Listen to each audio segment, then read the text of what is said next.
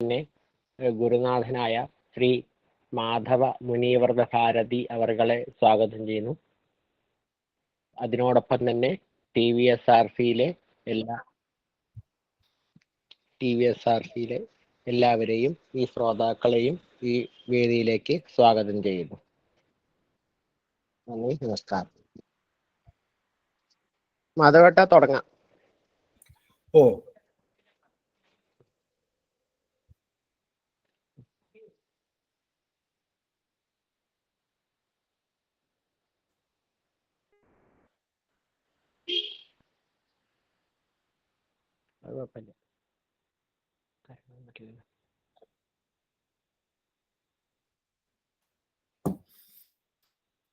സദാശിവസമാരംഭാം ശങ്കരാചാര്യമധ്യമാം അസ്മദാചാര്യപര്യന്താം വന്ദേ ഗുരുപരമ്പരാം.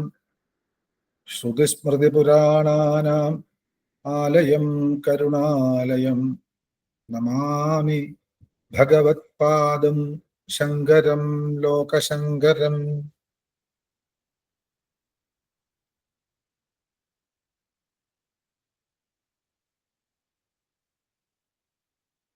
എല്ലാവർക്കും നമസ്കാരം.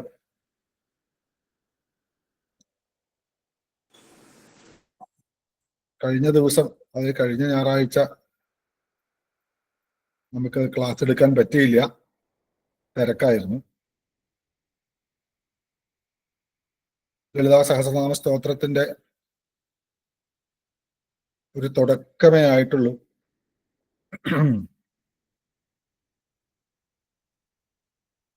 ശ്രീമാതാ ശ്രീ മഹാരാജ്ഞി ശ്രീമത് സിംഹാസനേശ്വരി ചിദഗ്നികുണ്ഡ സംഭൂത ദേവകാര്യ സമുദ്യത.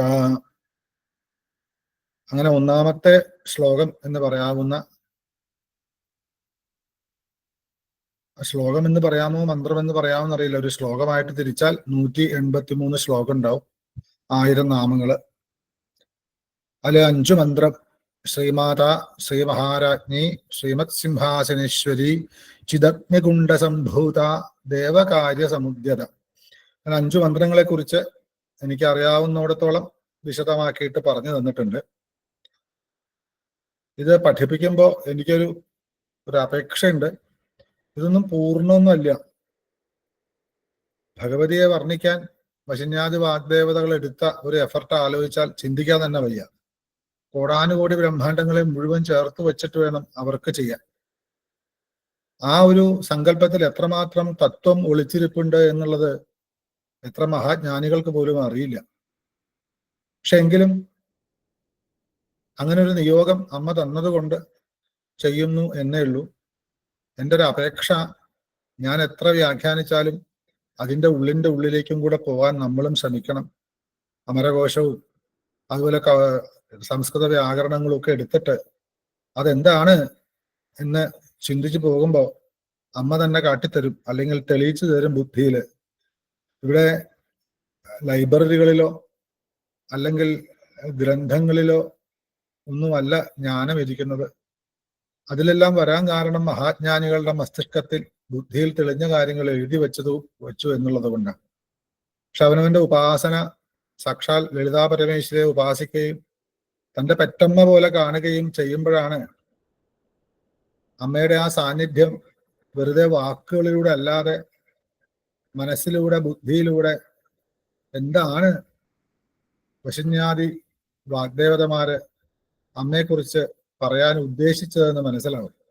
അത് ലളിതാ സഹസ്രനാമ സ്തോത്രത്തിന്റെ കാര്യം മാത്രമല്ല, ഏതൊരു ശാസ്ത്രവും, ഭാരതീയമായ ഏതൊരു ശാസ്ത്രവും ഒരു ഋഷിയുടെ മനോമുകുരത്തിൽ തെളിഞ്ഞിട്ടുണ്ടെങ്കിൽ, എല്ലാവരിലും ഈശാവാസ്യമിതം സർവം എന്നാണെങ്കിൽ ആ ഋഷി ശ്രമിച്ചത് കൊണ്ട് കിട്ടി, നമ്മൾ ശ്രമിക്കാത്തത് കൊണ്ട് കിട്ടുന്നില്ല, അല്ലെ?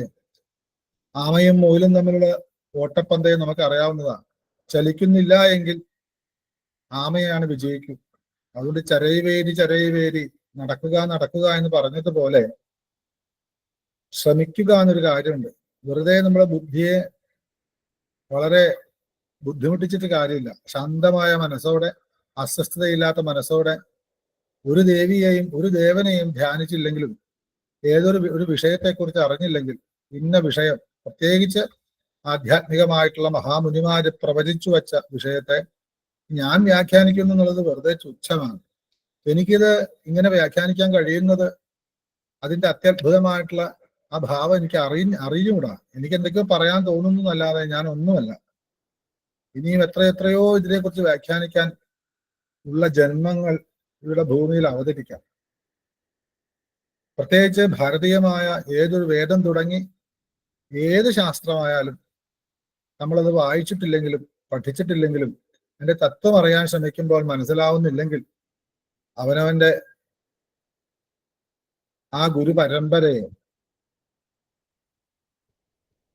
പൂർണ്ണമായിട്ടും മനസ്സിൽ ഉറപ്പിച്ചുകൊണ്ട് അറിയണം എന്നുള്ള ആഗ്രഹത്തോടെ വെറുതെ ഇരിക്കാൻ സാധിച്ചാൽ തീർച്ചയായിട്ടും അത്യത്ഭുതമായിട്ട് അനവധി വിഷയങ്ങൾ നമ്മൾ പലപ്പോഴും പല സ്ഥലത്തുനിന്ന് പഠിച്ചതും അല്ലെങ്കിൽ പഠിക്കാൻ മറന്നുപോയതും അല്ലെങ്കിൽ മുജ്ജന്മത്തിൽ പഠിച്ചതുമായിട്ടുള്ള അതിൻ്റെതായിട്ടുള്ള പ്രമാണങ്ങൾ നമുക്ക് തോന്നിച്ചു തരും. അത് സത്യമായിരിക്കും. കാരണം നമ്മളായിട്ട് ശ്രമിച്ചതല്ല, പ്രകൃതി തന്നതാണ്.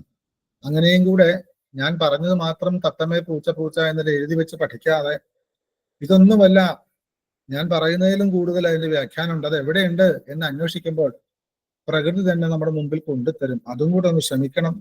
വെറുതെ അക്ഷരങ്ങൾ ചേർത്തിട്ടുള്ള കുറെ ആയിരം നാമങ്ങൾ ശുദ്ധമായിട്ടോ സ്ഫുടമായിട്ടോ അർത്ഥമറിഞ്ഞ് ജപിച്ചു എന്നതിനേക്കാൾ ഉപരി ആ ജപത്തിന്റെ ലക്ഷ്യം കഴിഞ്ഞ ദിവസം ഞാൻ പറഞ്ഞിരുന്നു, സാക്ഷാൽ മഹാദേവിയുടെ സ്പന്ദനത്തിലേക്ക് എത്തുകയാണ്. ആ സ്പന്ദനത്തിലേക്ക് എത്തുന്നത് പ്രപഞ്ച സത്യം അറിയലാണ്. അപ്പൊ അത് സാധിച്ചോളും. നമുക്ക് ചെയ്യാൻ പറ്റുന്നത് കൃത്യമായിട്ട് അതിന്റെ സാമാന്യമായിട്ടെങ്കിലും അർത്ഥം മനസ്സിലാക്കുകയും അക്ഷരശുദ്ധിയോട് കൂടിയിട്ട് പൂർണ്ണ സമർപ്പണത്തോടു കൂടി ഒരു മകനെ പോലെ ഒരു മകളെ പോലെ അമ്മയുടെ പാദവും തലോടിക്കൊണ്ട് സമ്പൂർണമായിട്ടുള്ള ഭക്തിയോടെ പ്രേമത്തോടെ ചൊല്ലുക എന്നുള്ളത് മാത്രം. അതുകൊണ്ട് ഉണ്ടാവുന്നത് ബുദ്ധിയുടെ കൂർമ്മതയാണ്. ബുദ്ധിയുടെ എന്താ പറയണ്ടേ, മൂടിക്കിടക്കുന്ന പലതും മാറലാണ്. ചാരം മൂടിക്കിടക്കുന്ന തീയാണ് ബുദ്ധി. ഊതി ഊതി ഊതി ചാരം കളയുമ്പോൾ തന്നെ തെളിയും. ആ തെളിയാനുള്ള ഒരു ഉപാസനയും കൂടെ ചിലപ്പോൾ തെറ്റിട്ടുണ്ടാവും. ദിവസവും രാവിലെയോ വൈകിട്ടോ സഹസ്രനാമം ജപിച്ച് അമ്മയെ മനസ്സിലാക്കണം, അറിയില്ലല്ലോ അമ്മേ, എനിക്ക് അമ്മയെ മനസ്സിലാക്കണം എന്നുള്ള ഭാവത്തിലും കൂടെ ഒരു ഭക്തിയും കൂടെ വേണം.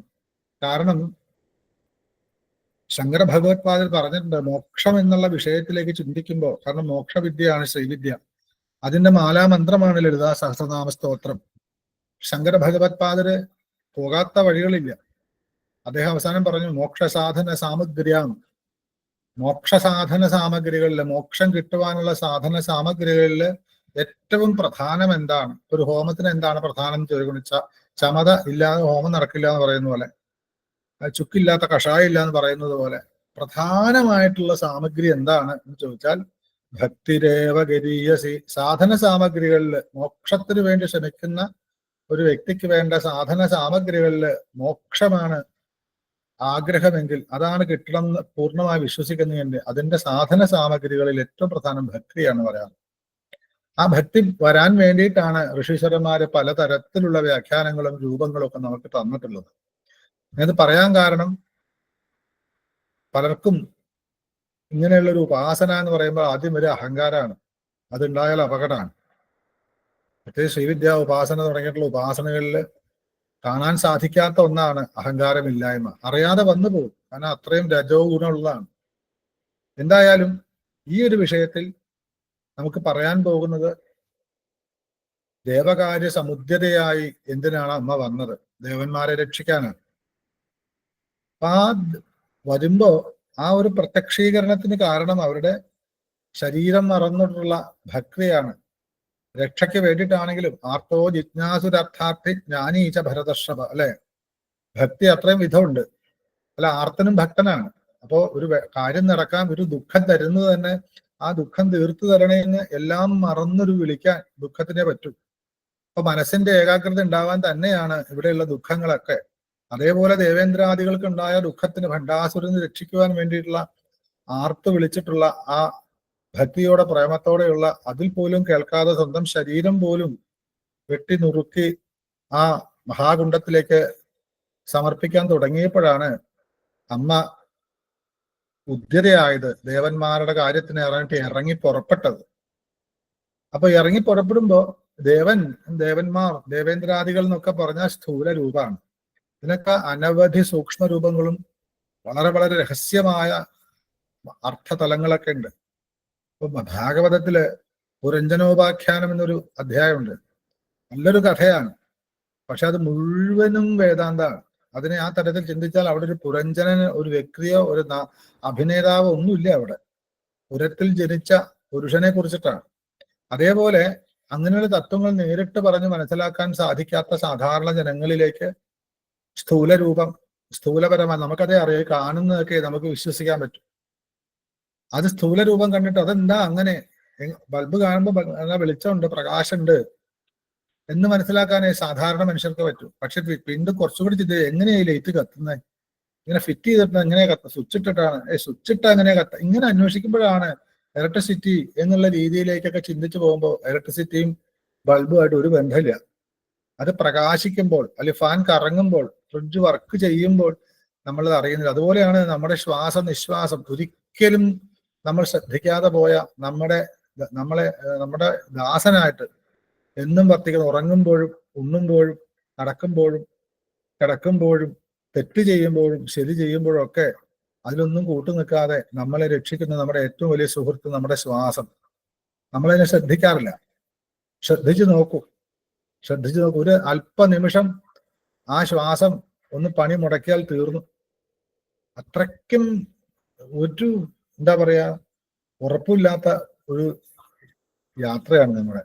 അപ്പൊ അവിടെ എന്തുകൊണ്ട് എന്ന്, ഞാൻ ആരാണ് എന്നൊക്കെ ചിന്തിക്കാൻ ആ ശ്വാസത്തിലേക്ക് ശ്രദ്ധിച്ചു തുടങ്ങുമ്പോൾ ഈ 74,000 നാഡികളെ കുറിച്ചും അതുമായിട്ട് ബന്ധപ്പെട്ട ത്വക്ചർമ്മ മാംസ രുധിര മേധ മജ്ജ അസ്ഥിയെ കുറിച്ചിട്ടും പ്രാണാപാന വ്യാനോദാന സമാനങ്ങളെ കുറിച്ചൊക്കെ പഠിച്ചു വരും. പക്ഷെ ഈ പ്രാണാപാന വ്യാനോദാനങ്ങളെയും അല്ലെങ്കിൽ ഇങ്ങനെയുള്ള സ്ഥൂല ശരീരത്തെ പഠിച്ചു വരും. ഇതെങ്ങനെ പ്രവർത്തിക്കുന്നു എന്ന് അറിയുമ്പോഴാണ് അതിന്റെ സൂക്ഷ്മാംശം, പ്രാണൻ, നപാനൻ, വ്യാനൻ, ഉദാനൻ, സമാൻ, പിന്നെയും അതിന്റെ സൂക്ഷ്മ വരുമ്പോഴാണ് ഈ പ്രപഞ്ചത്തിൻ്റെതായ വായു ഭാവം പ്രാണനെ കുറിച്ചൊക്കെ ചിന്തിക്കുന്നത് പോലെ ലളിതാ പരമേശ്വരി എന്ന് പറയുന്നത് ബ്രഹ്മാണ്ടങ്ങളെ മുഴുവനും അടക്കി വാഴുന്ന അണോരണീയാൻ മഹതോ മഹയ്യാൻ. അണുവിലും അണുവാണ്, മഹത്തിലും മഹത്താണ്. രണ്ടിനെയും കാണാൻ പറ്റില്ല. ഏറ്റവും ചെറുതായാലും നമുക്ക് അനുഭവിക്കാൻ പറ്റില്ല, ഏറ്റവും വലുതായാലും നമുക്ക് അനുഭവിക്കാൻ പറ്റില്ല. അങ്ങനെയുള്ള ആ ഒരു ദേവിയെക്കുറിച്ച് എങ്ങനെ ഒരു ഭക്തന് പറഞ്ഞു കൊടുക്കും? പുരാണത്തില് പുരാ അഭിനവ പുരാണ, പണ്ടുള്ളതാണെങ്കിലും എപ്പോഴും നിത്യനൂതനമായിരിക്കുന്നതാണ് പുരാണം. അപ്പൊ ഇതിൽ പറഞ്ഞു വരുന്നത് ദേവന്മാരുടെ കാര്യത്തിനു വേണ്ടി സാക്ഷാൽ ശ്രീമാതാവ്, ശ്രീ മഹാരാജ്ഞിയായി, ശ്രീമത് സിംഹാസനേശ്വരിയായി ചിതജ്ഞകുണ്ഡത്തിൽ നിന്നും സംഭൂതയായി. സംഭൂത എന്ന് വെച്ചാൽ നമ്മൾ പറഞ്ഞു കഴിഞ്ഞതാണ്, അവിടെ അവതരിച്ചു എന്ന് പറയുന്നില്ല, അല്ലെ? ഉണ്ടായി, വേണ്ടവണ്ണം ഉണ്ടായി എന്നാണ്. ജനിച്ചു എന്ന് തന്നെയാണ്. എന്തിനു വേണ്ടി? ആ ദേവകാര്യ സമുദ്യത. അവതാരമാണെങ്കിൽ നേരെ മുകളിൽ നിന്നും താഴോട്ട് ഇറങ്ങി വരലാണ്. ഇവിടെ സംഭൂതാണ്. അപ്പൊ ദേവി വേണ്ടവണ്ണം ഭൂതമായി, പ്രത്യക്ഷമായി എന്നർത്ഥം. അപ്പൊ അത് എവിടുന്നാണ് എന്ന് ചോദിക്കണ ദേവന്മാരുടെ കാര്യത്തിന് വേണ്ടിയിട്ട് വേണ്ടവണ്ണം ഉദിച്ചു എന്നവിടെ പറഞ്ഞു. ഉദിക്കുക എന്ന് വെച്ചാൽ താഴോട്ടല്ല, നമുക്കറിയാം. ഉദിക്കൽ എപ്പോഴും മുകളിൽ വെക്കാം. സൂര്യോദയം, അരുണോദയം, അല്ലെ, ശിരോദയം, ഇങ്ങനെ ഓരോ എത്രയോ ഉദയങ്ങളെ കുറിച്ച് പറയുന്നുണ്ട്. ഉദയം എന്ന് പറയുമ്പോൾ താഴെ നിന്ന് മുകളിൽ, നമുക്ക് കണ്ണുകൊണ്ട് നോക്കുമ്പോൾ താഴെ നിന്നും മുകളിലേക്ക് ഉദിച്ചു വരലാണ്. അതാണല്ലോ ഉദ്യത എന്ന് പറയുമ്പോൾ.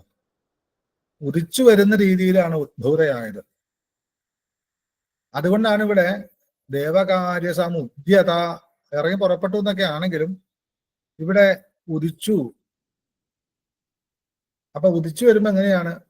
താഴെ നിന്ന് മുകളിലേക്ക് എന്ന് ചിന്തിക്കുമ്പോൾ ആ എവിടുന്നാണ്? ചിതജ്ഞകുണ്ഡത്തിൽ നിന്ന്. എന്തായാലും ഇപ്പം ഗണപതി ഹോമം ചെയ്തുകൊണ്ടിരിക്കുന്ന സമയത്ത് ഗണപതി പ്രത്യക്ഷപ്പെട്ടു എന്ന് പറഞ്ഞാൽ അഗ്നിയിൽ നിന്നും പ്രത്യക്ഷപ്പെട്ടു എന്ന് പറഞ്ഞാൽ ആകാശത്തു നിന്നല്ലല്ലോ.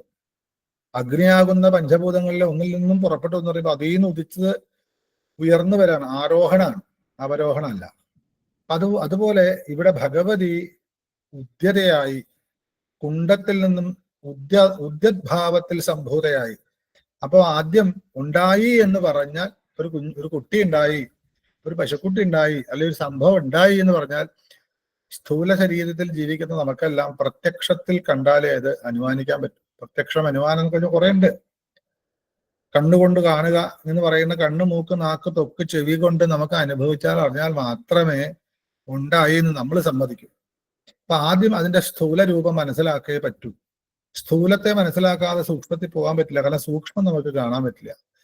പറയാൻ കാരണം ലളിതാ സഹസ്രനാമ സ്തോത്രം ദേവിയുടെ സ്ഥൂല സൂക്ഷ്മ പരശരീരങ്ങളാണ്. അപ്പൊ വർണ്ണന ആദ്യം വളരെ വളരെ വളരെ സ്ഥൂലമായ രീതിയിലാണ്. കുറച്ച് കഴിയുമ്പോൾ അതിന്റെ സൂക്ഷ്മഭാവത്തിലേക്കും അതിന്റെ ഏറ്റവും പരഭാവത്തിലേക്കും ഒക്കെ മന്ത്രങ്ങൾ പോകുന്നത് കാണാം.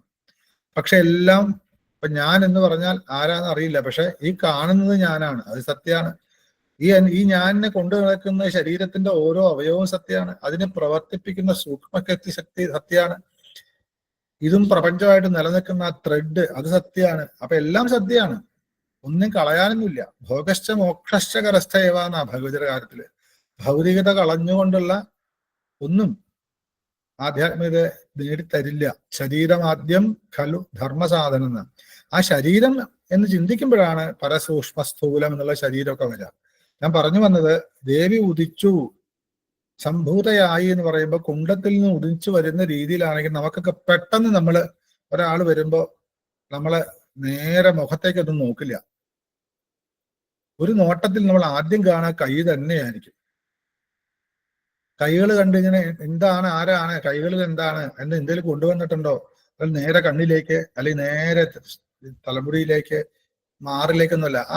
നിങ്ങൾ ശ്രദ്ധിച്ചാൽ അറിയാൻ, ചിലപ്പോൾ ശ്രദ്ധിച്ചിട്ടുണ്ടാവില്ല. ഉദിച്ചു വരുമ്പോ ഒന്നാമത് തന്നെ വരുന്നത് രക്ഷിക്കാനാണ്.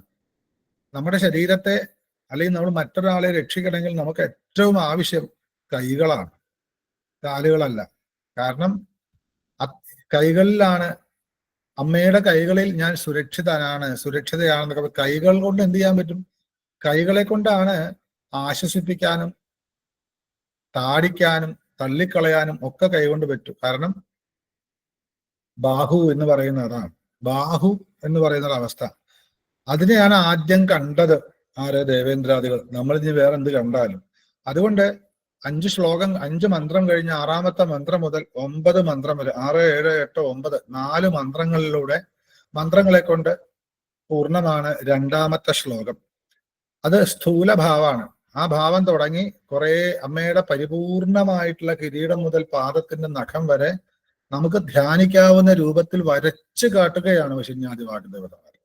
അതുകൊണ്ട് ഇനി മറ്റൊന്നും പഠിച്ചില്ലെങ്കിലും ഒരു ധ്യാനിക്കണം, അമ്മയെ ധ്യാനിക്കണം എന്ന് ആഗ്രഹിക്കുന്നവര് ചിതഗ്നികുണ്ഡം കണ്ടില്ലെങ്കിലും ഉദിച്ചു വന്നത് കണ്ടില്ലെങ്കിലും ഈ 2ാമത്തെ ശ്ലോകം തൊട്ട് ഇങ്ങനെ ബൈഹാർട്ടായിട്ട് ക്രമാനുക്രമമായിട്ട് പഠിച്ചാൽ, ആ ശ്ലോകം ചൊല്ലിയില്ലെങ്കിലും അതിന്റെ ആ ഒരു വിവരണം നമ്മുടെ മനസ്സിൽ വന്നാൽ അമ്മയുടെ ധ്യാനായി. ധ്യാനം എന്ന് പറഞ്ഞുകൂടാ, അമ്മയെ ധരിക്കാൻ പറ്റും, ധാരണ ചെയ്യാൻ പറ്റും. അങ്ങനെ ധാരണ ചെയ്യുമ്പോൾ നമ്മുടെ വികലമായ മനസ്സ്, ഇളകുന്ന മനസ്സ് മാറി ആ മനസ്സ് നിശ്ചലമാവുമ്പോൾ അമ്മ അവിടുന്ന് ഇങ്ങോട്ട് കാണിച്ചു തരും. ഒരു സംശയവും വേണ്ട. പ്രത്യക്ഷം എന്ന് പറയുന്ന അക്ഷത്തിന് പ്രതിയായി വരും. സാലോകനം ചെയ്ത് ഒരു ദേവതയെ ആലോകനം ചെയ്യുമ്പോൾ സാഗുണ്യം വരും. ഗുണഗണങ്ങളൊക്കെ ഇങ്ങനെ വന്നു തുടങ്ങും, ഒരേപോലെ ഗുണം വന്നു തുടങ്ങും. പിന്നെ രൂപം പോലും മാറും, സാരൂപ്യമാവും, പിന്നെ സായുജ്യാവും. ഞാൻ തന്നെയാണ്, അഹമിത്യേവ വിഭാവേ മഹേഷ്യാവും. അതുകൊണ്ട് ഇതിലൊന്നും കളയാനില്ല. ഇതൊന്നും അല്ലല്ലോ തത്വം എന്ന് വിചാരിക്കണ്ട. 2ാമത്തെ ശ്ലോകം തൊട്ട് പറയുന്ന സ്ഥൂല രൂപവും തത്വം തന്നെയാണ്. അമ്മയ്ക്ക് അങ്ങനെ ഒരു രൂപമുണ്ട് എന്ന് 100% വിശ്വസിക്കുക. ഇതൊക്കെ പുരാണത്തിൽ പറയുന്നതല്ലേ എന്ന് വിചാരിച്ചാൽ പുരാണത്തിനോ പുരാണം എഴുതിയ ഋഷിമാർക്കൊന്നും കുഴപ്പമില്ല. നമ്മുടെ മനസ്സിനെ ശുദ്ധമാക്കി ഏകാഗ്രമാക്കാൻ വേണ്ടിയിട്ടാണ് എന്ന് മനസ്സിലാക്കിയാൽ നമുക്ക് ഉപകാരപ്പെടുന്നതിനെല്ലാം അതിന്റെ നിയമം അനുസരിച്ച് ഉപകാരപ്പെടാൻ ശ്രമിച്ചാൽ അവരുടെ ഉപകാരം നമുക്ക് മാത്രമാണ്. അങ്ങനെ 2ാമത്തെ ശ്ലോകം പറയുന്നു, ഉദ്യദ്ഭാനുസഹസ്രാഭ ചതുർബാഹു സമന്വിത രാഗസ്വരൂപ പാഷാഢ്യ ക്രോധാകാരാങ്കുശോജ്വല. കഴിഞ്ഞ ദിവസം ചൊല്ലിയിരുന്നു തോന്നുന്നു, ഞാൻ കുറച്ചെന്തോ പറഞ്ഞു എന്ന് തോന്നുന്നു. ഒരു ദിവസത്തെ ക്ലാസിന്റെ ആ ഒരു ഡിഫറൻസ് ഉള്ളതുകൊണ്ട് ചിലതൊക്കെ മറന്നിട്ടുണ്ട്. കാരണം ഓരോ ദിവസം എടുക്കുന്ന ക്ലാസ് ഒന്നും പ്രിപ്പയർ ചെയ്ത് വന്നിരിക്കുന്ന ഒരു സ്വഭാവമില്ല. അതുകൊണ്ട് അപ്പൊ അമ്മ ദേവകാര്യമായിട്ട് ഉദിച്ചു എന്ന് പറയുമ്പോൾ ആ ദേവേന്ദ്രനാദികൾ കാണുകയാണ്. എങ്ങനെയാണ് അവർ കാണുന്നതായിട്ട് റിപ്പോർട്ടർ സ്പീച്ച് പോലെയാണ്. എങ്ങനെയാ? ഉദ്യദ്ഭാനു സഹസ്രാഭ, ഉദിച്ചുയരുന്ന ഭാനു, ഉദ്യദ്ഭാനു ഉദിച്ചുയരുന്ന സൂര്യൻ. അതെല്ലാവരും കണ്ടിട്ടുണ്ടാവും. ഉദിക്കുന്നൊന്നും കണ്ടിട്ടുണ്ടാവില്ല, എങ്കിലും ഉദിക്കുന്നത് വെട്ടിത്തിളങ്ങി തിളച്ച ഭാവത്തിലൊന്നുമല്ല. അതിന് അരുണോദയം എന്ന് പറയും. സൂര്യന്റെ തേരാളി അരുണനാണ് ആദ്യം കാണുക. കുതിര എങ്ങനെ വന്നപ്പോ അങ്ങനെ അരുണനെ കാണും, പിന്നെയാണ് സൂര്യനെ കാണുക എന്നൊക്കെ പറയുന്നു. അത് ചുമന്ന നിറമാണ്. ചുമന്ന നിറം എന്ന് വെച്ചാൽ മാതളപ്പൂവിന്റെ നിറം എന്നൊക്കെ പറയണം. അത് സൂര്യോദയം രാവിലെ ഒക്കെ എഴുന്നേറ്റ് സൂര്യൻ ഉദിക്കുന്നത് കണ്ടാൽ മനസ്സിലാവും. അപ്പൊ അങ്ങനെയുള്ള ആ ഒരു സഹസ്രമായിട്ടുള്ള ഭാനു, 1000 അരുണോദയങ്ങൾ ഒരുമിച്ച് കൂടിയാൽ അല്ലെങ്കിൽ ഒരുമിച്ച് ഉദിച്ചാൽ, ഒരു അരുണോദയം തന്നെ ആകാശം മുഴുവനും ചുമന്ന നിറമാക്കുമ്പോൾ അങ്ങനെ ഒരു 1000 അരുണോദയം ആകാശത്തിൽ സംഭവിച്ചാലുള്ള ആഭയാണ്, ശോഭയാണ്. ഉദ്യത ഭാനു സഹസ്ര ആഭ. ആഭ എന്ന് വെച്ചാൽ ശോഭ, സഹസ്രം എന്ന് വെച്ചാൽ 1000, ഭാനു എന്ന് വെച്ചാൽ സൂര്യൻ, ഉദ്യത് എന്ന് വെച്ചാൽ ഉദിച്ചത് എന്നർത്ഥം. അപ്പൊ ഉദിച്ചു വരുന്ന 1000 സൂര്യന്മാരുടെ, അത് ഉദയസൂര്യൻ എന്നർത്ഥം. 1000 ഉദയസൂര്യന്മാരുടെ പ്രകാശം, ചുമ എന്നുള്ള പ്രകാശത്തോടു കൂടി ആദ്യം പ്രകാശമാണ് കാണുന്നത്, വേറെ ഒന്നും കാണില്ല. വേദാന്ത ഉപനിഷത്തായിട്ട് ചിന്തിക്കുമ്പോൾ പ്രകാശം, വിമർശം എന്ന 2 രീതിയുണ്ട്. ഒരു പ്രകാശം മാത്രം ഇങ്ങനെ കാണാം, കുറച്ച് കഴിയുമ്പോൾ അതിന്റെ സ്ഥൂല രൂപം കാണാറാവും, പിന്നെ സൂക്ഷ്മ രൂപം കാണാറാവും, അതിന്റെ പരരൂപം കാണാറാവും. ഈ സ്ഥൂല സൂക്ഷ്മ പരങ്ങൾ ഒരുമിച്ചതാണ് വിമർശം എന്ന് പറയുന്നത്. അവിടെ ആ വിമർശത്തിൽ തന്നെ സ്ഥൂലവും സൂക്ഷ്മവും പരവും നമുക്ക് ചിന്തിക്കേണ്ട വരും. ഇവിടെ ആദ്യം കണ്ടത് എന്താ? 1000 എന്ന് വെച്ചാൽ ഒരു കൃത്യം 1 തൊട്ട് 1000 എന്നല്ല, അനേകായിരം എന്നർത്ഥം, കോടി എന്നർത്ഥം. ഉദ്യദ്ദിവാകര ശതകോടി എന്നൊക്കെ പറയാറുണ്ട്. ഉദിച്ചുയരുന്ന 100 കോടി സൂര്യന്മാരുടെ എന്നൊക്കെ ധ്യാനമുണ്ട്. അപ്പൊ അതുപോലെ ഈ ഉദിച്ചുയരുന്ന 1000 സൂര്യന്മാരുടെ പ്രകാശമാണ് അമ്മയ്ക്ക് എന്ന് പശുന്യാദി വാഗ്ദേവതമാര് ഇങ്ങനെ കാണുകയാണ്, TV കാണുന്ന പോലെ. അങ്ങനെ ഇന്ദ്രാദികൾ അങ്ങനെ ഹോമം കഴിക്കണം, പാണ്ഡാസുരനെ കൊണ്ടുള്ള ദുഃഖം എല്ലാം പോയി, രാജ്യം പോയി, ആരോഗ്യം പോയി, ഒന്നുമില്ലാതെയായി. ദേവന്മാര് അസുരന്മാർക്കാരും കഷ്ടമായിട്ട് അത്രയും താഴോട്ടോട്ട് പോകുന്ന സമയത്തുള്ള ആ ഭക്തിയോടെ പ്രേമത്തോടെ, എനിക്ക് ആരുമില്ല അമ്മേ എന്നെ രക്ഷിക്കണേ എന്നുള്ള ഭാവത്തിൽ പ്രാർത്ഥിച്ച പ്രേമത്തോടെ ഭക്തിയോടെ സ്വന്തം ശരീരം പോലും മുറിച്ച് ഹോമിക്കാൻ ഉള്ള സമയത്താണ് ദേവന്മാരുടെ കാര്യത്തിന് വേണ്ടി ഉദിക്കുമ്പോൾ അതിങ്ങനെ ദേവേന്ദ്രാദികൾ ഇങ്ങനെ കണ്ടു. എന്താണ്? 1000 സൂര്യന്മാർ ഉദിച്ചുയർന്നാലുള്ള ശോഭ, ഇങ്ങനെ പ്രകാശം എവിടുന്ന് വന്നു? ആ അഗ്നികുണ്ഡത്തിൽ നിന്നും ഉണ്ടായി. അപ്പൊ മുകളിലേക്കാണെന്ന് ഉറപ്പാണ്, കാരണം അഗ്നി എപ്പോഴും മുകളിലേക്കാണ്. ഉദ്യദ്ഭാനു സഹസ്രാഭ. അപ്പൊ ആഭാന ശോഭ, പ്രകാശം എന്ന് നമ്മൾ സാധാരണ ഒരു പ്രകാശം, ലൈറ്റ് എന്ന് പറയുന്നത്. പക്ഷെ വേദാന്തത്തിൽ ഉപനിഷത്ത് പോയ പ്രകാശം എന്ന് വെച്ചാൽ അതൊന്നുമില്ലാത്തപ്പോ ആ ഒരു ലൗഹിത്യം എന്ന് വേണമെങ്കിൽ പറയാം, ചുമപ്പ്.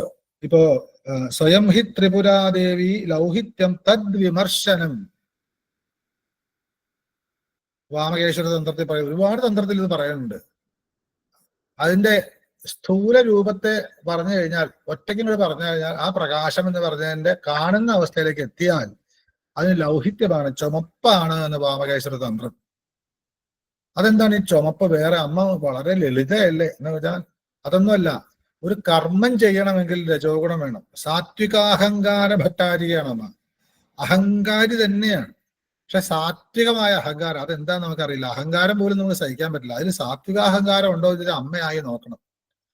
കാരണം ഒരു പ്രവൃത്തി ചെയ്യുമ്പോൾ രജോഗുണം വേണം. പ്രപഞ്ചത്തിന്റെ രജോഗുണത്തിന്റെ ശക്തിയാണ്, അല്ലെങ്കിൽ എന്റെ പ്രഭയാണ് ചുമപ്പ്. കാരണം പുറപ്പെട്ടത് വെറുതെ ഇങ്ങനെ പ്രത്യക്ഷപ്പെട്ട് വരം കൊടുക്കാനൊന്നുമല്ല. പണ്ഡാസുരനെ കൊന്ന് ദേവന്മാരുടെ കാര്യത്തിന് വേണ്ടി ഇറങ്ങി പുറപ്പെട്ട് അഗ്നികുണ്ഡത്തിൽ നിന്നുണ്ടായതാണ്. അപ്പൊ അതിനൊരു അവതാര ഉദ്ദേശമുണ്ട്. അവിടെ പരിപൂർണമായിട്ടുള്ള രജോ ഗുണം ഉണ്ടാകാൻ പറ്റും. അത് ചുമപ്പാണ് എന്ന് വേണമെങ്കിൽ അർത്ഥം എടുക്കാം. അങ്ങനെ 1000 ഉദയസൂര്യന്മാരുടെ പ്രകാശത്തോട് ചുമ എന്നുള്ള പ്രകാശം കണ്ടു എന്നാണ്. സഹസ്രാഭ, ലളിതാദേവി ഒന്നും വന്നിട്ടൊന്നുമില്ല. എന്തിനു വേണ്ടി? ആരാണ് വരുന്നത്? ആരാണ്? ശ്രീമാതാവാണ്, ശ്രീ മഹാരാജ്ഞിയാണ്, ശ്രീമത് സിംഹാസനേശ്വരിയാണ്. അതിന്റെയൊക്കെ അർത്ഥതലങ്ങൾ ഇനി എത്രയോ പറയാൻ കിടക്കും.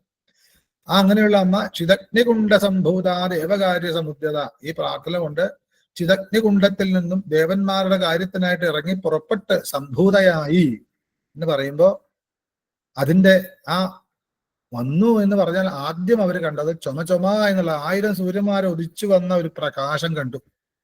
പ്രകാശം ഇങ്ങനെ കാണുമ്പോൾ പ്രകാശത്തെ വീണ്ടും നമ്മൾ നിരീക്ഷിക്കുമ്പോഴാണ് അതിന്റെ കുറച്ചും കൂടെ സ്ഥൂല രൂപം കാണാൻ. എന്താണ്? ചതുർബാഹു സമന്വിത. ആ പ്രകാശത്തിന് 4 കൈകള് സമ്യക്കാകും വണ്ണം അന്വിതയായിട്ടാണ് വന്നത്. ചതുർബാഹു, ചതുർബാഹു സമന്വിത, അന്വിത സമന്വിത, സമ്യക്കാകും വണ്ണം അന്വിത, കൂട്ടിച്ചേർക്കപ്പെട്ടത്, വേണ്ടവണ്ണം ചേർന്നത് എന്നർത്ഥം. എന്ത്? ബാഹു. എന്താണ് ബാഹു? ബാഹുജ കയ്യ്, കക്ഷ മുതൽ വിരലഗ്രം വരെയുള്ളതാണ് ബാഹു എന്ന് വെച്ചാൽ ഒരു കൈ മുഴുവനും. അങ്ങനെ 4 കൈയുണ്ട് എന്നാണ്. അതെന്താ 4 കൈയ്യ്? ഒരുപാട് തന്ത്രത്തിന്റെ വലിയ ഉദാത്തമായിട്ടുള്ള അല്ലെങ്കിൽ അത്ര അഗാധമായി ചിന്തിക്കേണ്ടുന്ന ഒരു മന്ത്രമാണ്. അതൊന്നും കൂടുതൽ പറഞ്ഞാൽ നമുക്ക് മനസ്സിലാവില്ല. സ്ഥൂല രൂപത്തെ വർണ്ണിക്കുന്നതുകൊണ്ട് നമുക്ക് സ്ഥൂല രൂപമായിട്ട് തന്നെ ചിന്തിച്ചു പോവാം. ചതുർബാഹു സമന്വിത. അവിടെ ചൊല്ലുമ്പോ ശ്രദ്ധിക്കേണ്ടത് ചതുർബാഹു എന്ന് ചൊല്ലരുത്. ചതുർ എന്ന് കഴിഞ്ഞിട്ട് ബായേ ഉള്ളൂ. പക്ഷെ ആ ബ ദ്വിത്വമായിട്ട് 2 ബ ആക്കി ചൊല്ലണം. ഇത് കൽപ്പടവമ്പൂരിപ്പാടൊക്കെ പറഞ്ഞു തന്നിട്ടുള്ളതാണ്. അപ്പോഴേ ആ മന്ത്രത്തിന് ഒരു ഉദ്യദ്ഭാനുസഹസ്രാഭ, ആ ഭ ഉദ്യദ്ഭാനു അതൊക്കെ തെറ്റില്ല. കാരണം ഭൂരിപക്ഷം ഇതിൽ നമ്പൂതിരിമാരായിട്ട് തെറ്റില്ല അറിയാം. എങ്കിലും ഉദ്യദ്ഭാനുസഹസ്രാഭ അത് പറയുമ്പോൾ തന്നെ ഉദിച്ചുയരുന്ന 1000 സൂര്യന്മാരുടെ ശോഭ എന്ന് തോന്നുന്ന രീതിയിൽ തന്നെ നമുക്ക് ആ സംസ്കൃതത്തെ ഉൾക്കൊള്ളാൻ പറ്റണം. ഉദ്യദ്ഭാനു സഹസ്രാഭ. അപ്പൊ ആഭ എന്ന് നമുക്ക് തോന്നണം. അല്ലാണ്ട് ഉദ്യദ്ഭാനു സഹസ്രാഭ എന്ന് ചൊല്ലരുത്. അതുപോലെ ചതുർ അല്ല, തായാണ്. തല, തറ എന്ന് പറയുന്ന തായാണ്. മിക്കവാറും സ്പീഡ് ചൊല്ലുമ്പോൾ ഉദ്യദ്ഭാന സഹസ്രാഭ ചതുർബാഹു തരുക ഇങ്ങനെയൊന്നും ചൊല്ലിയിട്ട് കാര്യമില്ല. ചൊല്ലാതിരിക്കുകയാണ് ഭേദം. നിരീശ്വരവാദമാണ് അതിലും ഭേദം. അപ്പൊ ചതുർബാഹു, ചതുർ എന്ന് തന്നെ പറയണം. ബ എന്ന് ചേർക്കാൻ ശ്രമിക്കാം. ബായുടെ അടിയില് ഒരു വ എഴുതണ പോലെ. ചതുർബാഹു എന്നല്ല, ചതുർബാഹു വന്നത് കൊണ്ട് ബകാരം ഇരട്ടിച്ച രീതിയിൽ ചൊല്ലണം. സമന്വിത. സമന്വിത എന്ന് പറഞ്ഞാൽ പോരാ. ചതുർബാഹു സമന്വിത. സമന്വിത എന്ന് ചൊല്ലരുത്, സമന്വിത എന്ന് ചൊല്ലാൻ പാടുള്ളൂ. പക്ഷെ നമ്മൾ ആ ഉള്ളിൽ അർത്ഥം ഉൾക്കൊണ്ടാൽ അത് കറക്റ്റായിട്ട് വരും. ഉദ്യദ്ഭാനു സഹസ്രാഭ ചതുർബാഹു സമന്വിത. അപ്പോ ഉദിച്ചുയരുന്ന 1000 സൂര്യന്മാരുടെ പ്രഭയോടുകൂടി 4 കൈകളോട് കൂടിയിട്ടായിരുന്നു ആ ഒരു വരവ്. പ്രകാശം മാത്രമേ കണ്ടിട്ടുള്ളൂ, ശോഭയെ കണ്ടിട്ടുള്ളൂ. പക്ഷെ 4 കൈ കണ്ടു. ആ 4 കൈകൾ എന്താ? ഒരു സൈഡിൽ തന്നെയാണോ? ആ തലയുടെ മുകളിലാണോ? അത് പ്രകാശത്തിന് ചുറ്റും 4 കൈകൾ ഇങ്ങനെ കറങ്ങുകയാണോ? എന്താണ് ഈ കൈകൾ കണ്ടത് എന്നൊക്കെ ഒരു സാധാരണ ഭക്തന് തോന്നാം. എന്താ ദേവിയല്ലേ ദേവന്മാരുടെ കാര്യത്തിനായിട്ട് വന്നത്? പ്രകാശം എന്ന് സംഭവിച്ചു, എന്താ കൈകൾ മാത്രമേ വന്നിട്ടുള്ളൂ എന്നൊക്കെ നമുക്ക് തോന്നാം. അതങ്ങനെയാണ്. അതിന്റെ ശരിക്കും ശാസ്ത്രീയമായിട്ടുള്ള ഒന്നിനൊന്ന്. ഇപ്പൊ ചതുർബാഹു സമന്വിത എന്ന് പറഞ്ഞാൽ ആ മന്ത്രത്തിന് പരിപൂർണമായി യോജിക്കുന്ന മന്ത്രേ അടുത്ത മന്ത്രം വരുള്ളൂ. ലളിതാ സഹസ്രനാമത്തിന്റെ ഗുണമാണ്. ശ്രീമാത ആരാണെന്ന് ചോദിച്ചാൽ ലളിതാംബിക എന്ന് പറയാൻ പാകത്തിനാണ്. ലോകാൻ അതീത്യ ലളിതേ, ഇത് ലളിത എന്നാണ്. ലോകാൻ അതീത്യ ലളിതേ, ലോകങ്ങളെ മുഴുവൻ, ഈ പ്രപഞ്ചത്തിൽ എത്ര ലോകമുണ്ടോ ആലോകനം ചെയ്യുവാൻ പറ്റുന്ന ഏതൊക്കെ തലങ്ങളുണ്ടോ ആലോകനം ചെയ്യുന്നതാണ് ലോകം. അതിനെ മുഴുവനും അതീത്യ, അതിക്രമിച്ചു വാഴുന്നവളാണ് ലളിത. അപ്പൊ നമ്മൾ ഉദ്ദേശിക്കുന്ന ലാളിത്യം ഇല്ല എന്ന് മനസ്സിലാക്കാം.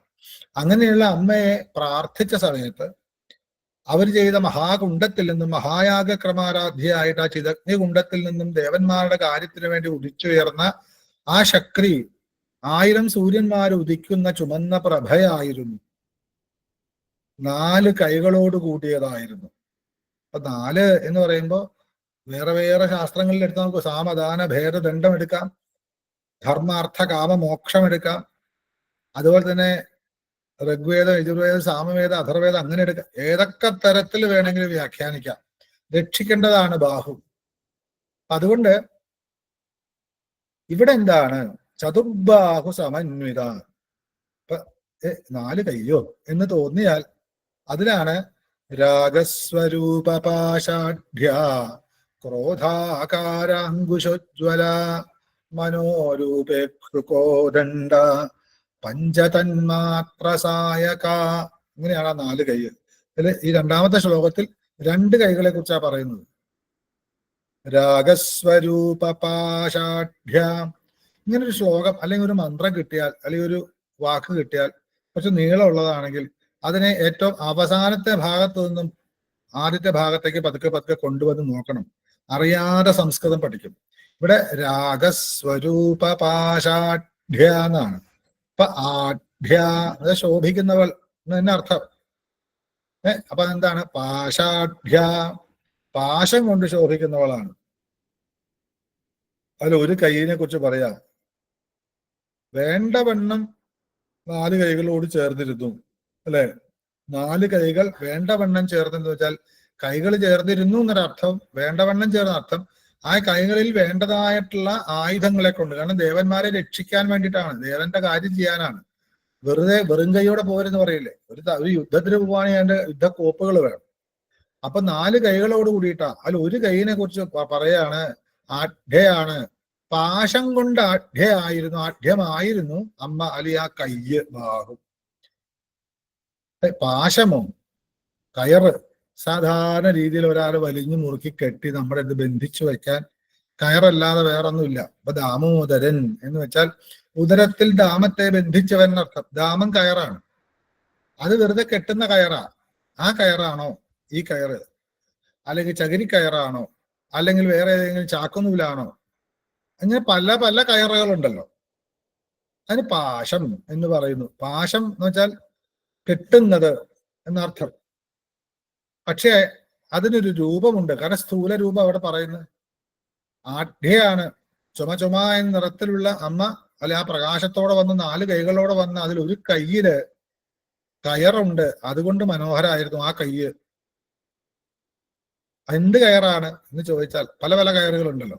മൂക്കയറുണ്ട്. ഇവിടെ സ്വരൂപപാഷാഢ്യ, രൂപപാഷാഢ്യ, രൂപം, ഒരു രൂപമുണ്ട് അതിന് എന്ന് കാണുന്നു. അപ്പോഴാണ് സ്വരൂപപാഷാഢ്യ.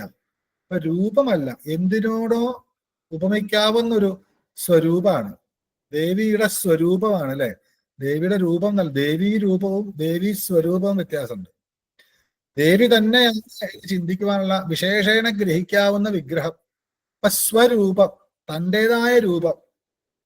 തന്റെ രൂപം എന്ന് വെച്ചാൽ ദേവി കയറായിട്ടാണോ എന്ന് ചോദിക്കണം. സ്വരൂപം എന്തിൻ്റെയോ സ്വരൂപമാണ്.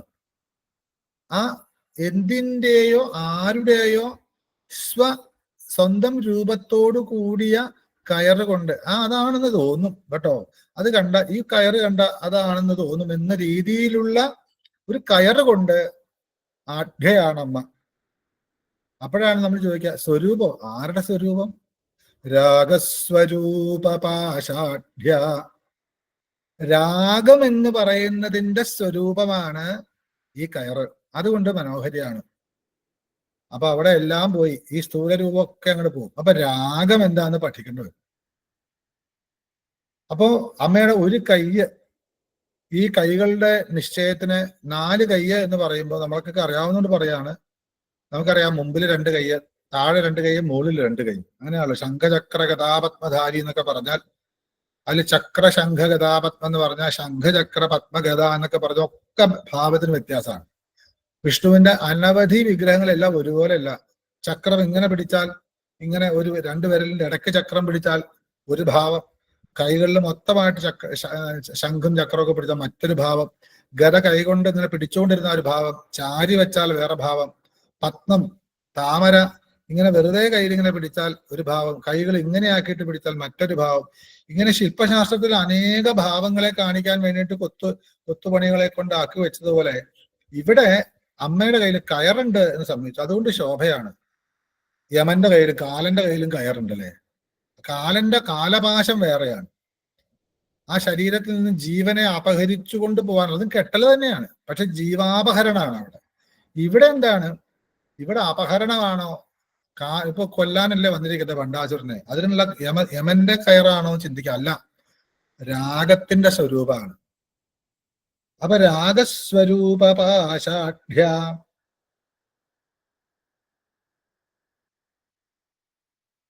രാഗം അതിന് പറഞ്ഞു വരുന്നത് ഇവിടെ വിമർശം പ്രകാശം എന്നൊക്കെ ആദ്യം പറഞ്ഞു. അത് സ്ഥൂലം സൂക്ഷ്മം പരം എന്ന് പറയുന്ന രൂപമാണ് പറയാൻ പോകുന്നത്. അതിൽ സ്ഥൂല രൂപത്തില് രാഗദ്വേഷാദികൾ നമ്മുടെ മനുഷ്യന്റെ എല്ലാ കാര്യങ്ങൾക്കും നന്മയും തിന്മയും ചെയ്യുന്നതാണ്.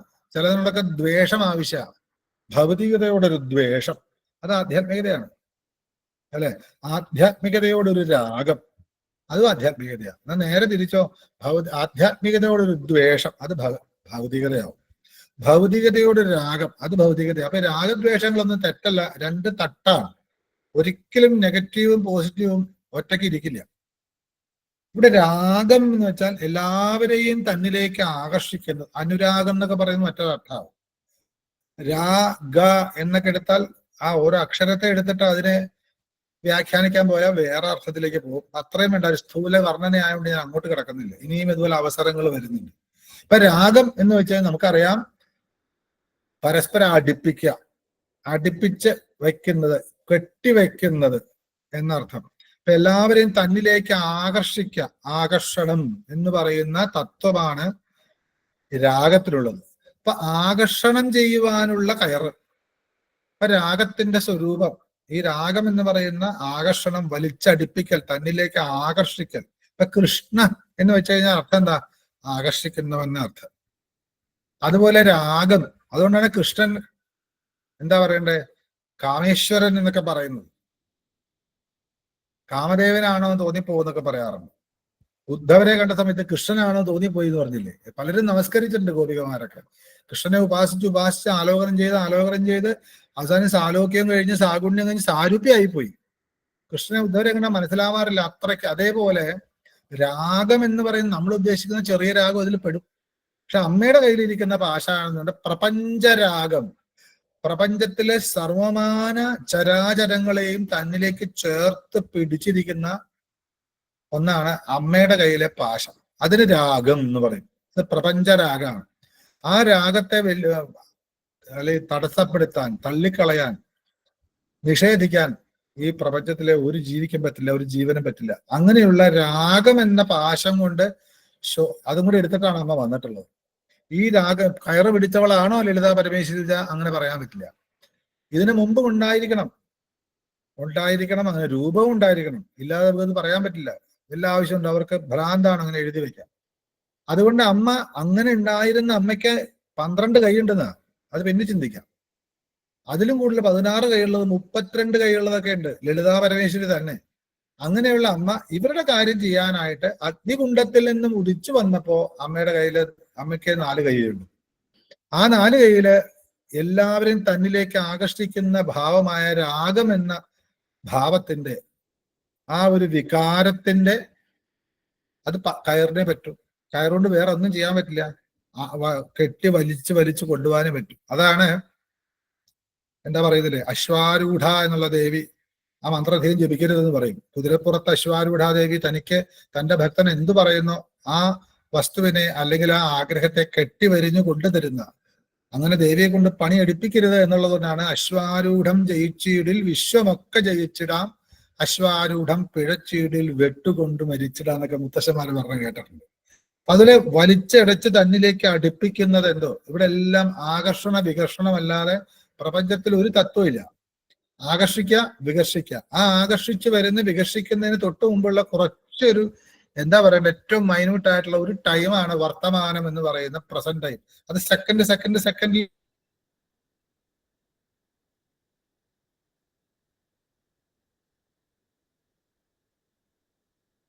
മനസ്സിലാവും. അതുകൊണ്ട് ഇവിടെ എല്ലാത്തിനെയും പ്രപഞ്ചത്തിന്റെ സർവശക്തിയെയും തന്നിലേക്ക് ആകർഷിക്കുവാൻ പാകത്തിന് ശക്തിയുള്ള രാഗം എന്ന് പറയുന്ന ഭാവത്തിന്റെ സ്വരൂപമായ കയറ് ഒരു കയ്യില്,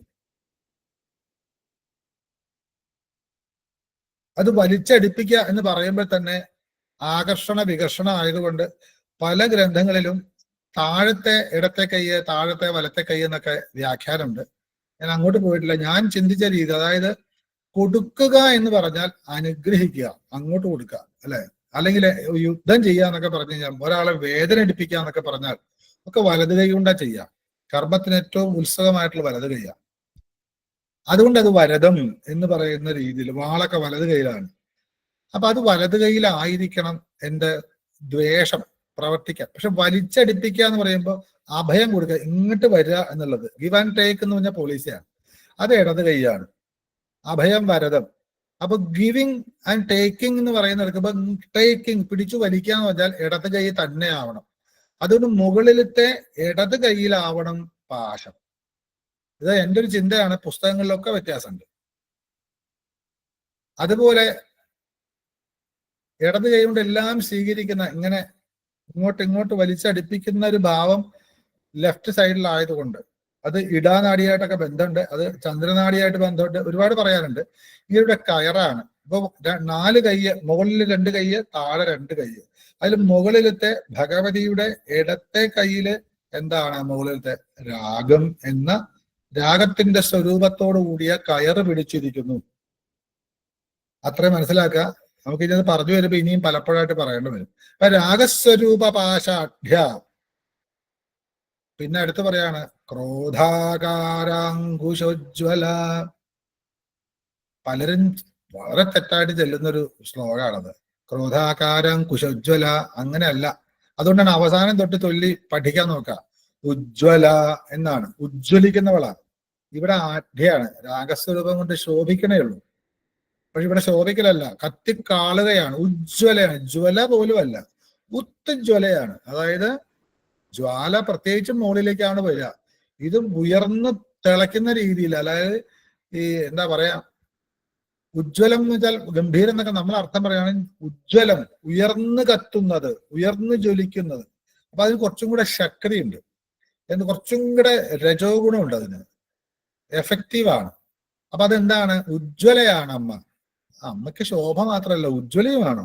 പക്ഷെ കയ്യിനെ കുറിച്ചാ പറയണത്. ആ കയ്യ് ഒന്നുകൊണ്ട് ഉജ്ജ്വലയാണ്, വളരെ തിളങ്ങാണ്, വെട്ടിത്തിളങ്ങാണ്. എന്താണ്? അങ്കുശോജ്വല. അങ്കുശം കൊണ്ട് ഉജ്ജ്വലയാണ്. അങ്കുശം തോട്ടി. വലിയൊരു ആനയെ ഒരു പാപ്പ ചെറിയൊരു തോട്ടി കൊണ്ട് വരും. ആ തോട്ടി തന്നെ പല ദേവന്മാരുടെ കയ്യിൽ അതുണ്ട്. അതെന്താ? 2 ഗുണമാണ്.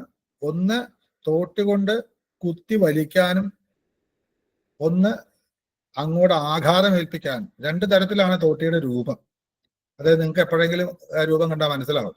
ഒന്ന് വളഞ്ഞും ഒന്ന് കൂർത്തു പിരിക്കുന്ന ഒരേ തലത്തിലുള്ള സാധനമാണ്. അപ്പോ ഒരു സാധനത്തെ കൊളുത്തി വേദനിപ്പിച്ച് നേരെയാക്കാം. പിടിച്ചു വലിക്കാനൊക്കെ പറ്റും, കീറാനേ പറ്റും. കീറുക, അതായത് വിഷമിപ്പിക്കുക. വിഷമിപ്പിക്കുന്ന എപ്പോഴാണ്? നമ്മൾ ഒരാളെ അടി കൊള്ളും എന്ന് പറയുന്നത് അത് നന്നാവാനാണ്. പക്ഷെ അതുകൊണ്ട് എന്താ ഉണ്ടാവും? ക്രോധം വേണം. ക്രോധം എന്നായിട്ട് പറയാ. രാഗം എല്ലാത്തിനും, എത്ര ക്രോധമുള്ള അവസ്ഥയാണെങ്കിലും സാരൽ വാടോ എന്ന് പറയുന്ന രാഗമല്ല ക്രോധം. എത്ര അടുപ്പമുണ്ടെങ്കിലും ക്രോധം വന്നാൽ അകറ്റിവിടുക, വികർഷണമാണ്. അപ്പൊ ക്രോധത്തിന്റെ ആകാരം, ആകാര അങ്കുശ ഉജ്ജ്വല, ആകൃതിയോടുകൂടിയ അങ്കുശം. മറ്റു സ്വരൂപമാണ്. രാഗത്തിന് രൂപന്നേ പറയാൻ പറ്റും. രാഗത്തിനൊരു കയറ് എന്നൊക്കെ പറയാൻ പറ്റും. രാഗം തന്നെയാണ്. പക്ഷെ ഒരു മുറിവേൽപ്പിക്കണമെങ്കിൽ അത് ആകൃതി തന്നെ ആയിരിക്കണം, കൃത്യമായ ആകൃതി ആയിരിക്കണം. കാരണം ആക്റ്റീവ് ആവണമെങ്കിൽ അത് കറക്റ്റായിട്ട് പൂർണ്ണമായിട്ടും പ്രത്യക്ഷമായിരിക്കണം, സ്ഥൂലമായിരിക്കണം, അല്ലെ? ഇപ്പൊ ഇവിടെ പറയുന്നു ആകാരമാകുന്ന. അപ്പൊ ആകാരം എന്തിന്റെ ആകൃതി എന്ന് ചോദിച്ചാൽ ക്രോധാകാര അങ്കുശ, ക്രോധാകാര അങ്കുശ ഉജ്ജ്വല, അങ്കുശോജ്വല. ഇതാണ് അതിന്റെ സന്ധി. അപ്പൊ ഉജ്ജ്വല, അങ്കുശോജ്വല, ആകാരാങ്കുശോജ്വല, ക്രോധാകാരാങ്കുശോജ്വല. അപ്പൊ ക്രോധമാകുന്ന ആകൃതിയോട്, ക്രോധത്തിന്റെ ആകൃതിയോട് കൂടിയ. അപ്പൊ വെറും ഒരു തോട്ടി എന്നല്ല, അതിലാണ് അമ്മയുടെ ക്രോധം മുഴുവൻ എടുക്കുന്നത്, അല്ലെ? അമ്മയ്ക്ക് കോപം വന്നാൽ പിന്നെ അല്ലെ എല്ലാം തരുന്നത് അമ്മയാണ് എന്ന് ദേവി മഹാത്മ്യത്തിൽ പറഞ്ഞിട്ട്, സദ്യോ വിനാശയതി കോപവതി കുലാനി. കോപം അമ്മയ്ക്കെങ്ങാനും വന്നാൽ കുലം നശിപ്പിക്കുന്നതാണ്. തന്നെ മാത്രമല്ല, ഒരു തെറ്റും ചെയ്യാത്ത എത്ര വലിയ കുലം മൂലം കുലം മുടിച്ചു കളയും ദേഷ്യം വന്നാൽ. അത് കോപമാണ്. ആ കോപത്തെ മുഴുവനും അടക്കി വച്ചിട്ടുള്ള ഒരു ആകൃതിയാണ് അങ്കുശം. അങ്കുശത്തിന്റെ സ്വഭാവം ക്രോധത്തിന്റെ സ്വഭാവം കുത്തിക്കീറുക എന്നുള്ളതാണ്. അല്ലെ? വാചാ മിത്രത്വമായന്തി വാചാ ശത്രുത്വമായതാം ഇത് വിജ്ഞായ സംഘാർത്ഥി സദാ വാചം യമോഭവ എന്നൊക്കെ പറയാറുണ്ട്. വാക്കുകൊണ്ടാണ് ശത്രുത്വം ഉണ്ടാകുന്നത്, വാക്കുകൊണ്ട് തന്നെയാണ് മിത്രത്വം ഉണ്ടാകുന്നത്. ഇത് മനസ്സിലാക്കി സമൂഹത്തെ സംരക്ഷിക്കാൻ ആഗ്രഹിക്കുന്ന ഒരു വ്യക്തി എപ്പോഴും വാക്കിനെ നിയന്ത്രിക്കുന്നവനായിരിക്കുന്ന സുഭാഷിതമുണ്ട്. ഏറ്റവും വലിയ ആയുധം മുറിവുണ്ടാക്കുന്നത് ഒരു കത്തി കൊണ്ട് കുത്തിയ ശരീരം മുറിവുണ്ടാക്കും, പക്ഷെ മനസ്സിനെ മുറിവുണ്ടാക്കുന്നതാണ് വാക്ക്. അത് വാക്ക് ശ്രദ്ധിക്കണം എന്ന് പറയാറുണ്ട്. അത് നേരെയാവാനാണ് നമ്മൾ സരസ്വതി അല്ലെങ്കിൽ ഗായത്രിയൊക്കെ ജപിക്കുന്നത് തന്നെ.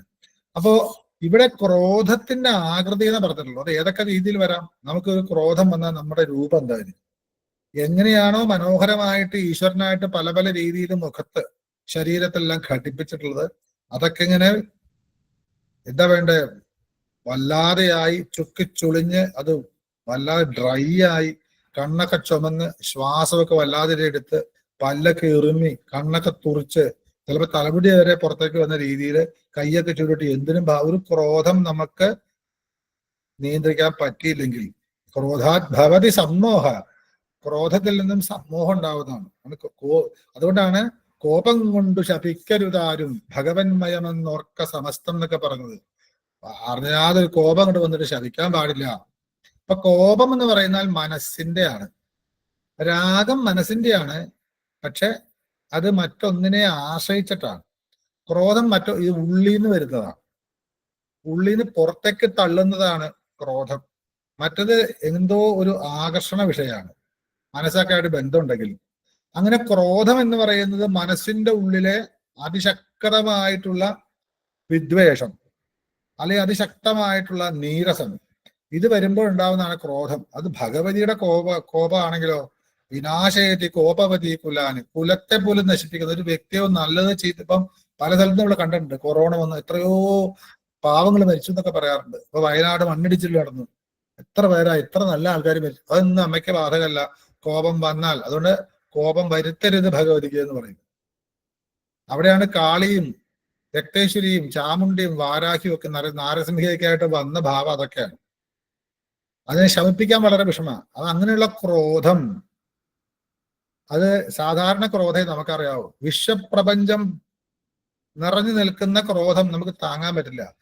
അതിന് തുല്യമായിട്ടുള്ള അതിന്റെ രൂപമാണ് കേട്ടോ അമ്മയുടെ കയ്യിലിരിക്കുന്ന മുകളിലെ വലത്തെ കയ്യിൽ പ്രയോഗിക്കാൻ ഭാഗത്തിന് വലത്തെ കയ്യിലിരിക്കുന്ന അങ്കുശം തോട്ടി. അതിങ്ങനെ ജ്വലിക്കുകയാണ്. ക്രോധം അങ്ങനെയാണല്ലോ, ക്രോധം പെട്ടെന്ന് ജ്വലിക്കും. ചെറിയൊരു ദേശം രാഗം ജ്വലിക്കുമൊന്നുമില്ല. നല്ല ചന്ദ്രനിലാവ് ഇടാനാടിയാണ്, ചന്ദ്രനാടിയാണ്. അവിടെ സുഖശീതളാണ്. അവിടെ സൂര്യനാടിയാണ്, മറ്റത് പിങ്കളാനാടി. അവിടെ ജ്വലിക്കലാണ്, അത് താങ്ങാൻ പറ്റില്ല. ചന്ദ്രൻ എത്ര പൂർണ്ണ പ്രകാശം തന്നാലും നമുക്ക് രാഗമുണ്ടാവും. പ്രത്യേകിച്ച് ഈ പ്രേമവും അല്ലെങ്കിൽ രതിയും രാഗവും ഒക്കെ ഈ നിലാവത്തും അങ്ങനെയുള്ള രാത്രികാലങ്ങളിലും ചന്ദ്രൻ ഉദിക്കുമ്പോഴൊക്കെയാണ്. അതുകൊണ്ട് അത് ആഢ്യയാണ്, രാഗസ്വരൂപപാഷാഢ്യ.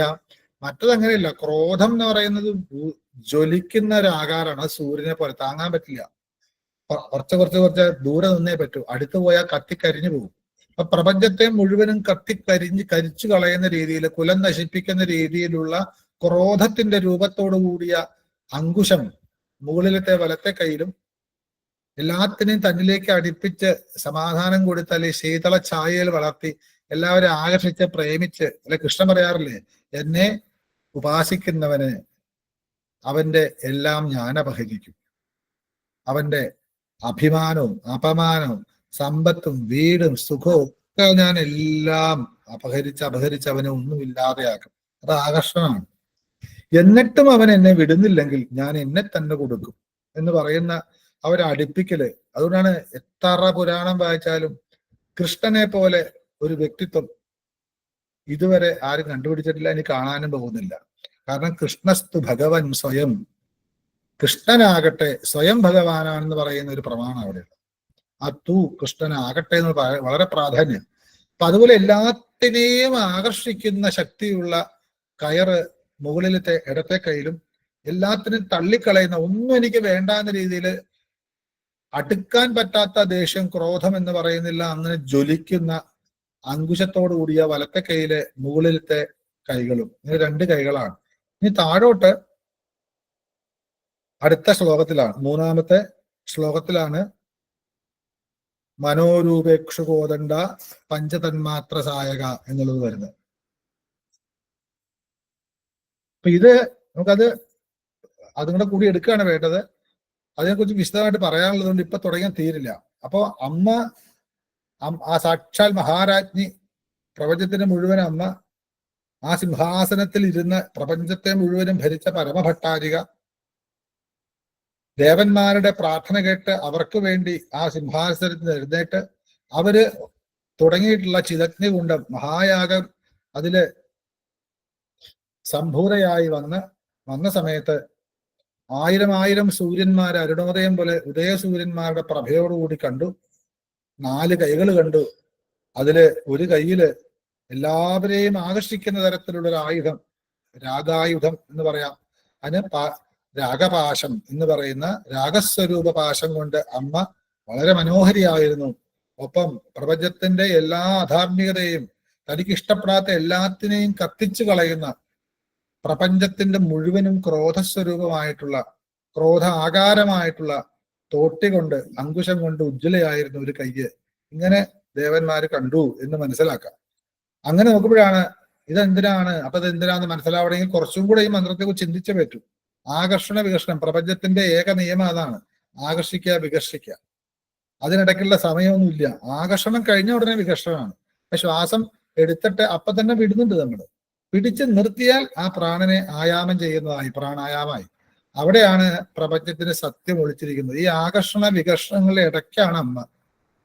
അത് അമ്മയുടെ ഒരു ആയുധം മാത്രമാണ്. അതുപോലെ ശ്വാസനിശ്വാസങ്ങളുടെ ഇടയിലുള്ളതാണ് സത്യത്തിൽ എന്നും നിലനിൽക്കുന്ന സത്യം, വർത്തമാനം എന്ന് പറയുന്നത്. അങ്ങോട്ടും ഇങ്ങോട്ടും യിങ് യാങ് എന്നൊക്കെ പറയും, പോസിറ്റീവ് നെഗറ്റീവ് എന്ന് പറയും, സത്യം അസത്യം, ധർമ്മം അധർമ്മം, നന്മ തിന്മ, ശരി, ഇതൊക്കെ ഈ സാധനമാണ്. അങ്ങനെ രാഗം ക്രോധം, ആകർഷിക്കുക വികർഷിക്കുക എന്നുള്ളതാണ് പ്രപഞ്ച നിയമം. ആ രണ്ടിനെയും മാറ്റി നിർത്തിയ തഥാ മാനാപമാനയോ, മാനവും അപമാനവും ഇല്ലാത്തൊരവസ്ഥ എത്തിയാൽ അതിന്റെ ഇടയ്ക്കുള്ള ഒരു നിമിഷം കണ്ടെത്താൻ പറ്റില്ല. ആ നിമിഷമേ ഉള്ളൂ. അതാണ് അനന്തം അല്ലെങ്കിൽ കാലം എന്ന് പറയുന്നതിന്റെ സത്യം. അതിനെ ഈ ആകർഷണ വികർഷണങ്ങളെ കൊണ്ട് നമ്മളെ തെറ്റിദ്ധരിപ്പിച്ച് വെച്ചിരിക്കാം. അങ്ങോട്ടും ഇങ്ങോട്ടും ആടാതെ പെൻഡുലം അങ്ങോട്ടും ഇങ്ങോട്ടും ഓടുമ്പോഴാണ് ടൈം ഉണ്ടാകുന്നത്. ആ പെൻഡുലം ഇടത്തോട്ട് പോകുന്നത് എന്തിനാ ചോദിച്ചാൽ വലത്തോട്ട് പോകാനാണ് എന്ന് ഉറപ്പാ. വലത്തോട്ട് പോകുന്നത് എന്തിനാ ചോദിച്ചാൽ ഇടത്തോട്ട് പോകാനാണെന്ന് ഉറപ്പാ. ഇടത്തോട്ടും വലത്തോട്ടും പോകാതെ പെൻഡുലം സ്റ്റോപ്പ് ആയാൽ നോ ടൈം ദയർ, അവിടെ കാലമില്ലാതെ ആയിട്ടിരിക്കുന്നു, ടൈംലെസ് ആവുന്നു. അവിടെയാണ് ടൈം വാക്കിംഗ് എന്നൊക്കെ പറയുന്ന ഒരുപാട് ഇപ്പൊ അന്വേഷണങ്ങളും പരീക്ഷണങ്ങളും നടക്കുന്നുണ്ട്. അപ്പൊ അങ്ങോട്ടും ഇങ്ങോട്ടും ചാരാത്തൊരവസ്ഥ, അതാണ് ധർമാധർമ്മ വിവർജിത എന്നൊക്കെ പഠിക്കുന്നുണ്ട് വരും മന്ത്രത്തില്. അപ്പൊ അതുപോലെ ഈ പ്രപഞ്ചത്തെ മുഴുവനും തന്നിലേക്ക് ആകർഷിച്ചുകൊണ്ടും പ്രപഞ്ചത്തെ മുഴുവനും വികർഷിച്ചുകൊണ്ടും രാഗവും ക്രോധവുമാവുന്ന ഭാവത്തിൽ അങ്കുശവും പാശവും അങ്കുശവും ധരിച്ചത് കണ്ടു. ആ 2 കൈ കണ്ടു. അടുത്ത 2 കൈ താഴെയുള്ളതാണ്. ഒന്ന് കരിമ്പ് വില്ലും, മറ്റൊന്നത് പഞ്ചബാണങ്ങളും പുഷ്പബാണങ്ങളും. അതിന് ഒരുപാട് അർത്ഥങ്ങളുണ്ട്. ഈ 4ഉം കൂടെ ചേർത്തുകൊണ്ട് ഒരർത്ഥം പറയുമ്പോഴാണ് ചതുർബാഹു എന്താണ് എന്ന് മനസ്സിലാവും. അത് അടുത്ത ദിവസം ചിന്തിക്കാം. 3:53 ഇനി ഇതിന്റെ പ്രധാന പ്രവർത്തകര് എന്തെങ്കിലും സംശയം ചോദിക്കാനുണ്ടെങ്കിലോ അല്ലെങ്കിൽ നിർത്തണം എന്തെങ്കിലും ചോദ്യങ്ങളുണ്ടെങ്കിൽ ചോദിക്കാം. ഈ മന്ത്രം ഇങ്ങനെ പഠിച്ചു പോകലാണ് വേണ്ടത്. കഥ കേൾക്കുന്നത് പോലെ തന്നെ പഠിക്കണം, അല്ലെങ്കിൽ സംസ്കൃതം നമുക്ക് അറിഞ്ഞുവെച്ചേക്കാവും. ഇത് ഞാൻ ഈ പറഞ്ഞതിനൊക്കെ ഒരു 1000ഓളം ഉള്ളർത്ഥങ്ങൾ ഇനിയുണ്ട്. രാഗം എന്നുവെച്ചാൽ എന്താണ്, എന്താണ് ഗം എന്നെടുക്കുക, എന്താണ് രാഗം എന്നുള്ളതിന് ശരിക്കുള്ള അർത്ഥമൊക്കെ നിരുക്തമൊക്കെ നോക്കി പഠിക്കാം. എന്താണ് ക്രോധം എന്നുള്ളത്, ക്രോ എന്നുകൊണ്ട് എന്തുകൊണ്ട് വന്നു, ധം എന്തുകൊണ്ട് അവിടെ വന്നു, കോപം എന്ന് പറഞ്ഞാൽ പോരായിരുന്നു. ഇങ്ങനെ ചിന്തിക്കണം. എനിക്ക് ഒരുപാട് അനുഭവങ്ങൾ കിട്ടാത്ത, ഒരിക്കലും കിട്ടില്ല എന്ന് വിചാരിച്ച ഉത്തരങ്ങളൊക്കെ തന്നെ ചെവിയിലെന്ന് പറഞ്ഞു തന്ന അനുഭവം ഉണ്ട് എനിക്ക്. പക്ഷെ എന്നാലും എൻ്റെ അഹങ്കാരം മാറുന്നില്ല, അഹങ്കാരിയായിട്ട് മുന്നോട്ട് പോകും. അതൊന്നും നിങ്ങൾക്ക് ഉണ്ടാവാതിരിക്കട്ടെ, ശരിക്കും ചിന്തിക്കാൻ പറ്റട്ടെ.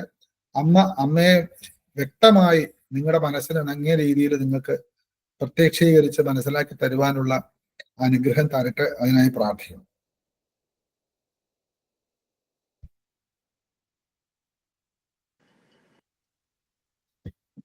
എന്തെങ്കിലും ഉണ്ടെങ്കിൽ ഇല്ലെങ്കിൽ നിർത്താം. ആർക്കെങ്കിലും എന്തെങ്കിലും സംശയങ്ങൾ ചോദിക്കാനുണ്ടെങ്കിൽ ചോദിക്കാം.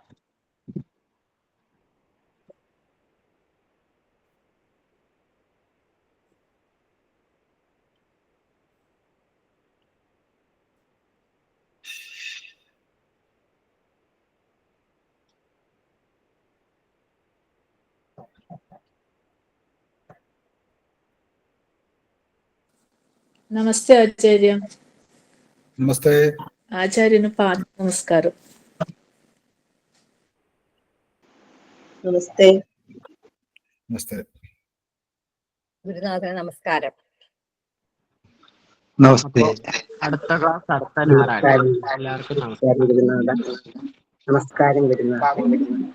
നമസ്തേ ഗുരുനാഥ. നമസ്തേ. നമസ്കാരം.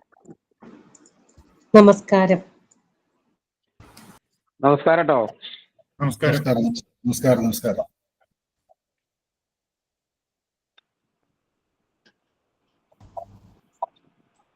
അപ്പൊ പോവാലോ.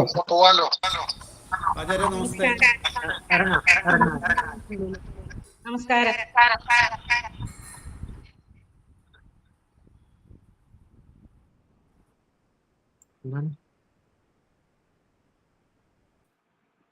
മനോജേട്ടാ റെക്കോർഡിംഗ് ഒന്ന് ഓഫ് ചെയ്യണേ. ആ